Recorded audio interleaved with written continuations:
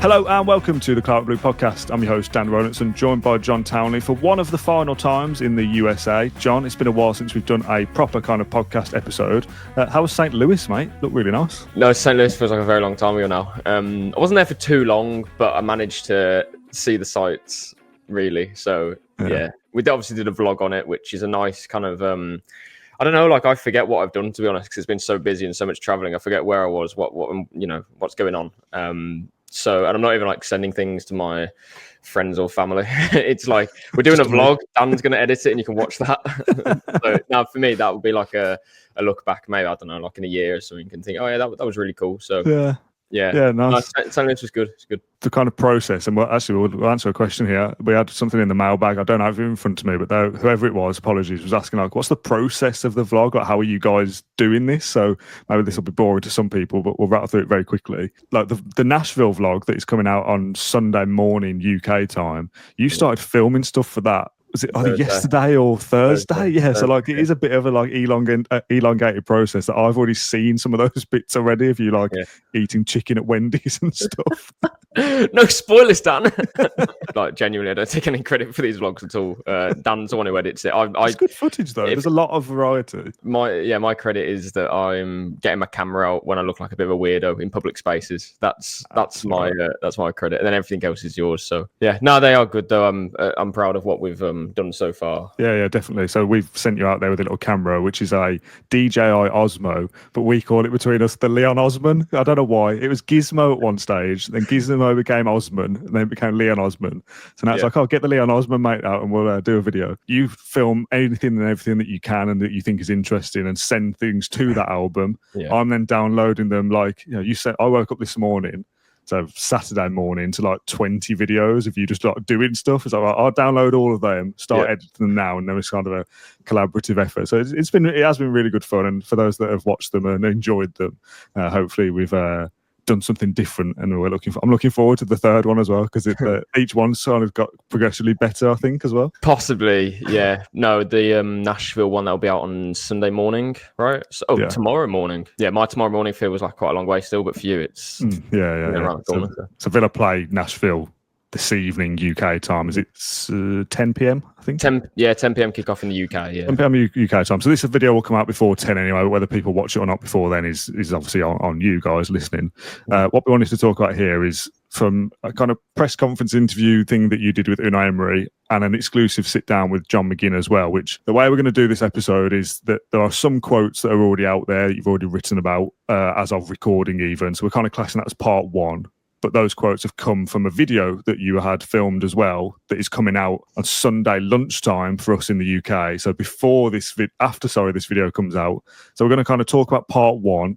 And then tomorrow on Sunday, we're going to talk a little bit about part two. This is a really weird way of doing it. It's almost like we've embargoed ourselves, but you've got to kind of spread the content out. Explain what the process was. You've gone to meet John McGinn and done an interview, and you were kind of messaging me as back and forth. Like, he said some really good stuff, mate. Like, it's a good interview. He usually does. Yeah, McGinn's one of the best interviews you could have. To be fair, he's very open and honest and speaks very well. He's obviously the club captain too. Yeah. So firstly, what we have coming on Sunday is just. Well, it's certainly something that I think Villa fans will be interested in as well, or definitely will be. But it's more, we didn't want to throw it all into one big piece where it would just get lost, because we covered quite a few topics, or shall I say, he brought some stuff up. So yeah, there'll be something on Sunday as well. Sunday's looking like a pretty packed day because you've obviously got reaction to the game. So goodness me, talking points, player ratings, maybe some bits with Emery, possibly a player as well. You've got the vlog, you've got walk and talk, you've got the second part of this McGinn interview that I did, plus another episode for us. So good luck with that. Really nice to interview him. I haven't done it before, one-to-one anyway. But yeah, always speaks really well. And we touched on different topics like the end of last season, kind of briefly touching on it. But I think he was, happy to be open and what it meant for Villa moving forward. Personally, what the future looks like, again, touched on that briefly. But a lot of it was, last season, how Villa coped with the Champions League. The next few years kind of looks like him as a leader as well. I was interested to kind of understand more about him, how he views himself as a leader, which I think is interesting because he's been the captain now for quite a few, since July 2022. He's made 203 Premier League appearances, so moved into the top 10 of Villa's appearance makers, can move in the top 5 if he plays enough games next season. That's likely to happen. He's actually played 103 games as captain, I think, in the Premier League. So more than half of his games have come as skipper, which is another interesting kind of point. So yeah, firstly, before we kind of get in the episode, if you do want to read about it, it'll be on Birmingham Live. Like now, you'll find it. There will be a video for my sit down too, so that will kind of be the full thing, and that will be available tomorrow so Sunday. I don't know, maybe what we're thinking down like one o'clock or so. Yeah. That isn't something that will be on the podcast though. It will only be on my personal Twitter page, and it'll be on Facebook as well. Yeah, so this written piece that you've already done that's gone out today is obviously more detailed than we'll discuss now, but that video is where those quotes have come from, so that's kind of the bigger piece to come Sunday. We've kind of picked out 3 or 4 talking points that we want to go through in this episode, and then we've saved a couple for our own kind of self-embargo for Sunday as well. Apologies, this is getting quite complicated. One of the things that jumps out straight away, you mentioned there the captaincy thing there. The advice that he's had from previous captains was a nice line. Do you want to talk through that? Yeah, so I just asked him about how he views himself as a leader and what type of captain is he, because I think we see, for example, in like the PSG games, how he, I don't want to say ran the game because it's very hard to run a game against PSG, but for Villa, for me, he was head and shoulders the best player. At home and away. I think everything came through him, and we know that if John McGinn plays well, Villa have got half a chance, and we beat PSG, of course, at home, and came so close to knocking them out in the end. But yeah, I wanted to get more about that, and he basically said that the advice that he had, because we can't forget, when McGinn was made captain, it was completely shrouded in this sort of... I thought it was the wrong choice at the time. Well, yeah, and, if that didn't happen, and Gerrard didn't essentially fall out, I guess, with Tyrone Mings, kind of want for a better term, but if that didn't happen, Mings would probably still be the captain right now, and McGinn would take the armband every so often, potentially, because I think Martinez would have still had a shout to be that vice-captain too. So it's strange how football works sometimes, but, in the end, it's... I think between McGinn and Mings, like one of them wears a material on their arm, sort of thing. Like, not to kind of take anything away from McGinn, but he did say to me as well, like, we police ourselves essentially in the dressing room. And he said that it's something that he's definitely grown into as well. Like, we touched on the fact that he's now, turned 30. So can he continue what he's done in the last few years of keep progressing with Villa? That's kind of another subplot to this. But yeah, he took advice from James Chester, Jack Grealish, and other former captains as well, which I thought was interesting because, again, this isn't a role that McGinn took to naturally, if that makes sense. Like when Steven Gerrard said to him, "You're going to be my captain now. We're taking off Tyrone Mings, which is going to be a controversial decision, and you're captain." That's quite a lot to ask of a player. And I do think that it added, I looked back at it and was reading about what Gerrard said about Mings at the time, and it was to allow him to concentrate on his own game. I think we all remember that. And I think actually it worked the opposite way for McGinn, because I do remember his performances did slip, didn't they? Yeah, sport at the time, yeah. Yeah, and Gerrard was asking him to essentially cover it right back at some points, and it was not the best time for McGinn at Villa. Probably his lowest moment, to be perfectly honest. How did he get that advice, by the way? Did he say anything? Because obviously, like, Chester wouldn't have been at the club at the same time as that handover of captaincy. So has he gone out to seek that advice, McGinn? Yeah, I would have thought so. It's not something that I asked him, but obviously Grealish as well wouldn't have been there. He would have left soon after, but he's close. We know they're mates anyway. Yeah, but Chester's close with a few members of the squad still. We see him kind of dotted around sometimes, don't we? Like in the Bruges game, he was sitting in front of me, just not in the press box, but where the family and friends were of the Villa players. So yeah, still close with some of the lads who he would have played with, of course. So yeah, I rated that from McGinn to kind of seek that advice, but also I think it shows it wasn't a situation where he took it on and thought, okay, like, I'm going to puff my chest out. And I think it was okay, how do I manage this? I need help.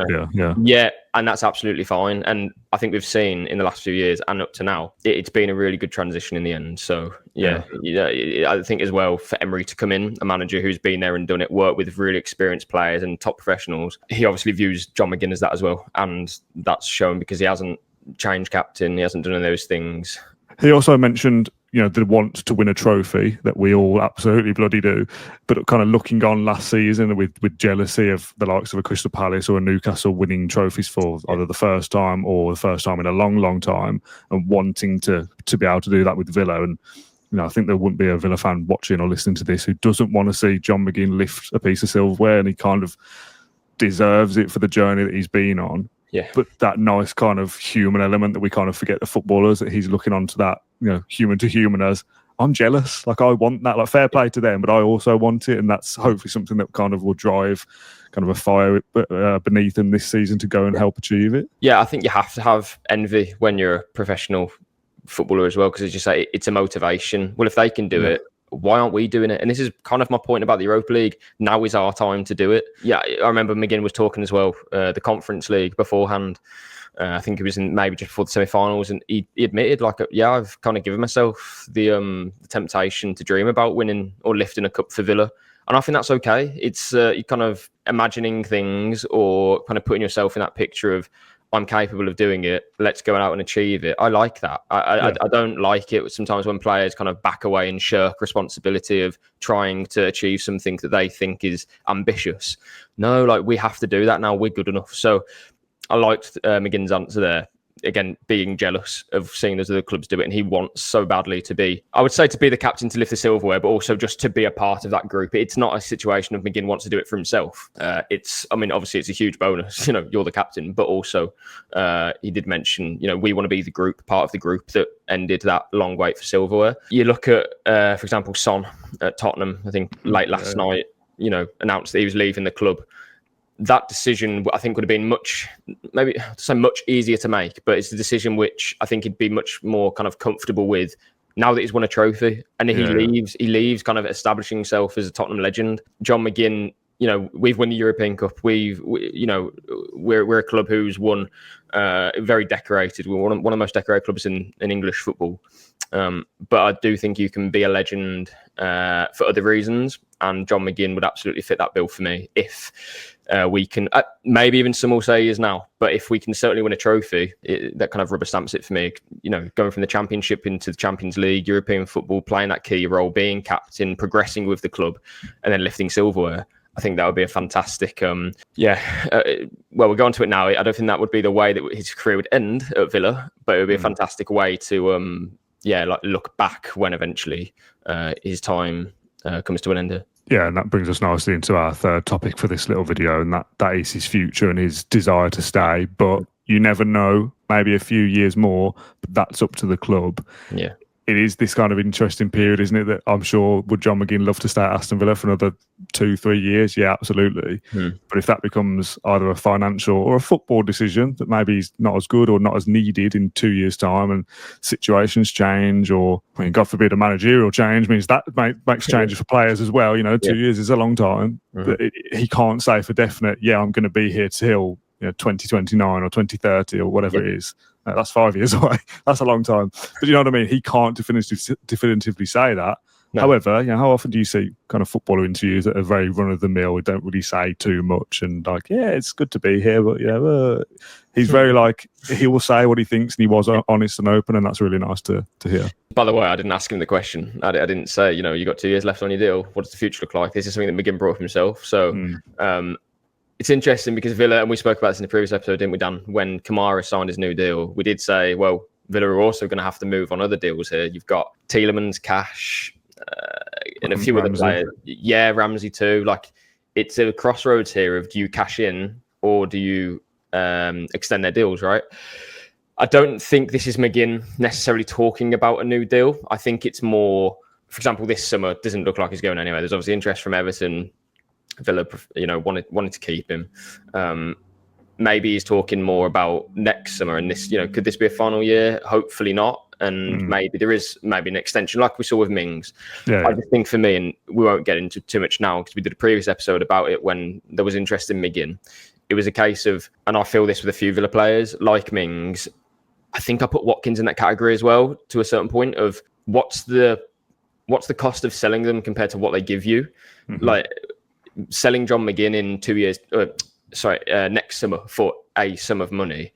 That sum of money is going to be a pittance. It's not going to be enough for me to let that player go. And we can talk about him maybe, I don't know, if his performances were to decline because, he's getting older. I don't see that myself. He says himself, McGinn, that he feels as strong as ever before the start of a new season now. But if that was to happen and his standards drop a little bit, still, he's got such an important role in that dressing room. And again, I've said it before, but whenever I do talk to players, it's always, McGinn's the player welcoming, new players into the squad, and he's the one that helps people settle. He's the one that kind of unifies the dressing room. He's not just the joker of the pack, but he will say things when they need to be said. It's no surprise that if he's this open in an interview with myself, that he'll say things that need to be said, as when it really matters. So yeah, for me, it's a player who you just keep a hold of as long as he wants to be here, and it sounds like he wants to be here for many years. This is his home now for McGinn. So yeah, for me, it's this should be on John McGinn's watch rather than the club thinking, we'll make a decision on your future. I think it should be up to McGinn, really. It's interesting you mentioned the fitness thing just quickly. He said that at the start of the season, maybe a couple of years ago, like I feel the fittest I've ever been in my career. I don't know whether it was Emery's first full season, potentially. Mm-hmm. And you came into the first game and you went, I did at least. I've seemed to remember talking like this at the time, like, you know what, he does look in good shape, McGinn. Like, he looks trimmer, he looks leaner, he looks stronger. Mm-hmm. So if he feels himself that he's gone on another level to that, it will be interesting to see how or what kind of impact that has on his game. Because if he feels good as he's getting a little bit older, that breeds confidence as well. He feels comfortable in his body, and that will hopefully be a good John McGinn as well. Yeah, absolutely. He did have a bit of a niggle before the Frankfurt game, so I was a little bit surprised to hear him say that he feels like as fit as ever. But I think he means since more. then. Yeah. Last 2 days have been brilliant, mate. I think he means more. He's had time to recuperate, relax, and have a bit of downtime. Because I asked him about the start of the interview. Actually mentioned that he's gate crashed a few weddings and had a bit of time to chill out, which I think is really important for a player. He's played a lot of games, hasn't he, over the last few years for Scotland as well. Yeah, like we can talk about our professional footballers. They only train half a day and whatnot, but ultimately they're doing physical activity and sometimes 3 games in a week. International games too. Like, the calendar doesn't stop, and the wear and tear on their body is absolutely real. It's no surprise that we see so many ACLs these days and other injuries, and why we have to have such a big squad. So it's really important that players do get the rest when they can, and especially for a player like John McGinn, who's kind of a big strapping lad, big muscles as well. Like, there's a lot of power in his game, so I think it's really important that he can stay fresh and ready for the new season. You also spoke to Unai Emery, which the quotes again you've already written up. Villa have released a video, I think, from that as well. Do you want to just kind of pull out a kind of key takeaway from that as well for the podcast? Yeah, sure. So this was kind of like a little mini press conference. There was a few American reporters out here. Obviously, we're playing Nashville, so for them it's a big thing for Premier League teams to come around, and they'll want to talk to Emery about the MLS and football and all that. There's obviously a reason why I can't ask certain things. Please trust that I would.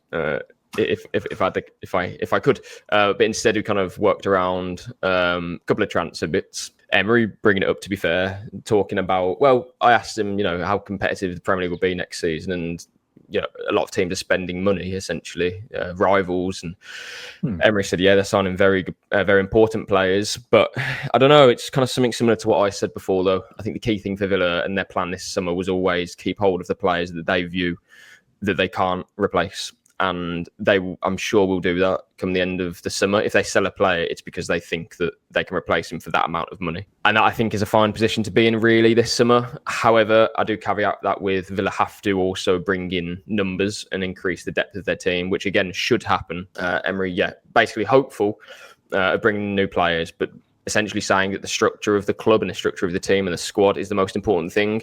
And agree with that probably like 80% in terms of, if you have the right balance and you know what you need, and the players that you've got know each other's game inside out, I think is right. That very much is an important thing. The only 20% of me there is, again, what I said about depth. You need options, and Villa are obviously going to be aware of that. If you think about it, again, if Villa had sold 3 of their top players for £150 million and brought in players that are worth 90 or whatever it may be, we've spent a lot of money there, but you've also lost 15 goals. You might have lost your key midfielder. You might have lost a key centre-back. And really, I don't want to see that. And we already know how long it can take for some players to get used to what Emery wants from them. So going into the new season, our starting 11 and bench should both be strong, no injuries, hopefully. And if that is the case, we know what we're getting from Ollie Watkins. We know what we're getting from Morgan Rogers, Konsa, Mings, Torres, Mats. You can go on and on. We know exactly what we're getting. So that's why I'm comfortable with the situation at the moment. We have a month left to increase the depth. That's something that the club will be working to do. Yeah, we'll talk about more transfers more as the week goes on when you're back from the States. We're kind of trying to focus on the here and now and kind of enjoying the time that you've got over there. And as we said, when we started the tour, bringing the viewers or the listeners along with you on that journey, when you're back on Tuesday or Wednesday or whenever it is, we'll do a Q&A. We'll talk about transfers and all the usual bits and pieces, and hopefully news and things would have progressed by then as well. So I'll call it there for this one, John. A nice little insight into the kind of the making of that John McGinn interview, I guess, is this kind of way to frame this little episode. But really nice to hear from. And if you've not yet read any of the quotes, there will be a link down below in the podcast description. And on Sunday, the video that we're talking about here will be posted on John's social media as well. So thank you for watching or listening to this episode of Claret and Blue, and we'll be right back tomorrow. Bye-bye.